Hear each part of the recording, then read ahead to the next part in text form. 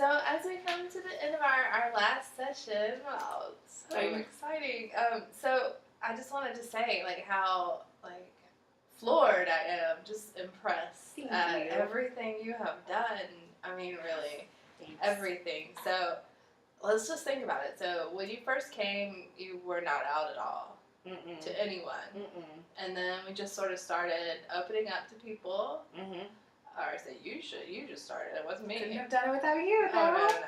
You did the work. So, all right. So first it was your friend, and then you tell me.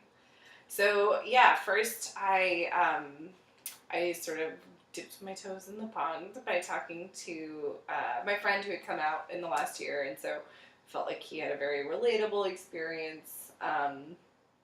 And then I talked to my really close group, my sort of sisters, if you will, and I talked to them, and that went really well. I think that,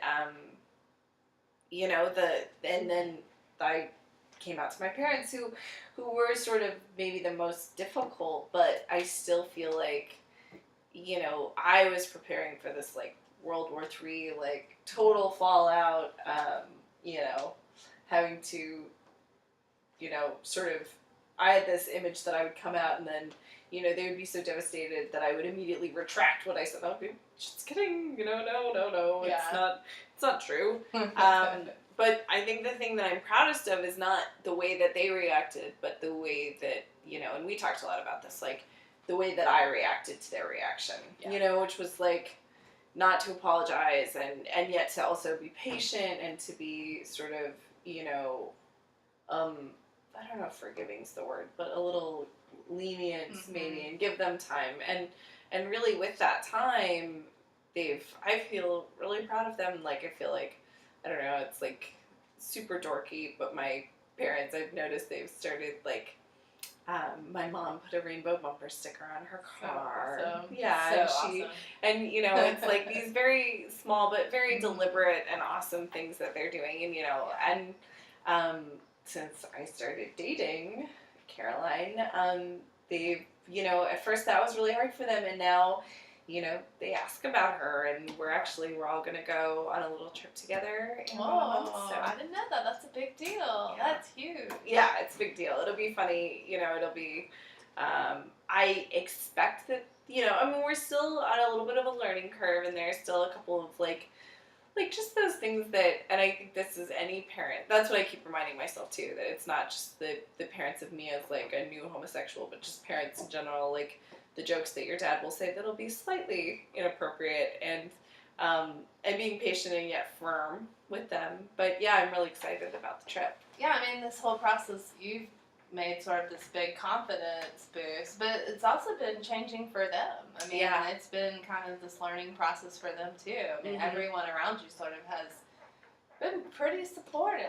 They really have. Which is not really what we thought would happen, right? No, and I think that's sort of this bigger issue, that has nothing to do with my sexuality, but just this bigger thing that I want to work on in myself, which is I am I always thought that preparing for the worst was the best attack, because then you won't be disappointed. Yeah.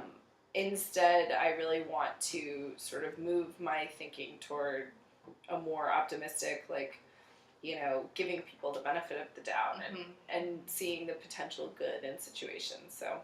Well, you always have this to, like, kind of look back on and realize, this was probably what you thought would be, like, the end of the world, and it really turned out to be pretty positive. Yeah, no, I feel good about it. I feel like it's been a really, like, as you said, I mean, there have been some tiny hiccups, but really, all in all, it's been a really great thing. Yeah. So. I mean, it's been huge for you, so I just want to recognize that. But, like, as far as the coming to the end of our sessions, what about the process? What would you think? What would you say about that? I was like thinking about it last night, because I sort of, I knew that this was going to be the end, and I feel like I sort of keep thinking that maybe it's not really, like it's sad, but what I keep reminding myself of is, like, I know that we wouldn't terminate before I was ready. Right. So really knowing that, like, that I'm ready makes it okay. Yeah, and I have every confidence that you are ready. I mean, Mm. you show me every week this improved sort of opening up and sort of just being really ready for whatever. So, I mean, I think you've gotten some more skills that you're able to apply, but do you think that? Yeah, I definitely do. As I said, I feel like being just in general sort of more of a glass half full kind of gal is going to be a really important thing for me, because I think, when you expect the good of people, at least in my most recent experiences, it seems like they tend to deliver. And I feel like I spent so much time not being honest with people because I expected the worst of them, and that's the only thing that I struggle with now, is sort of this resentment of myself that I wasted time by, because I was afraid of other people's reactions, and then they were so positive. But instead of focusing on that, I really want to focus on the fact that,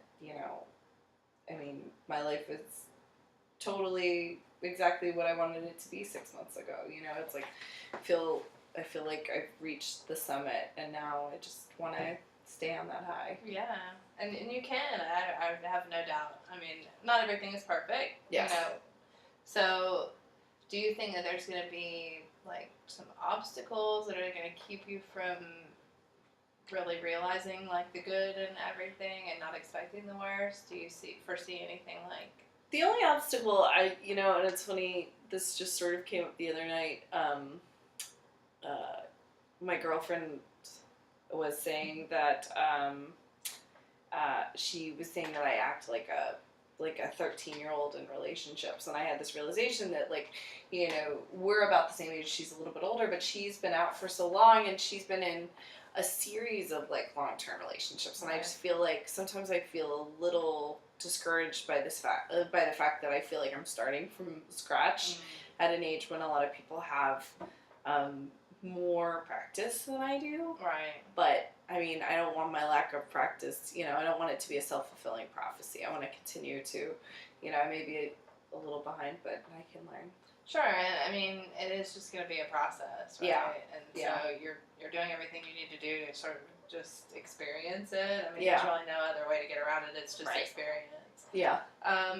Now, I just kind of like to hear from my clients when we come to this point in our relationship about, is there anything you would do like that you think I should do differently, or that could have been different about our relationship that would have made it easier or better for you?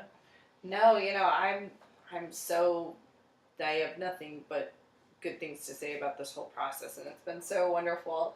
I mean, and this is totally not you. I think in the future, I might want to look into, which is something you had sort of offered up to me at the beginning, but look into LGBT focused therapy, just because, I sort of feel like, I'm so excited. I just want to immerse in it completely.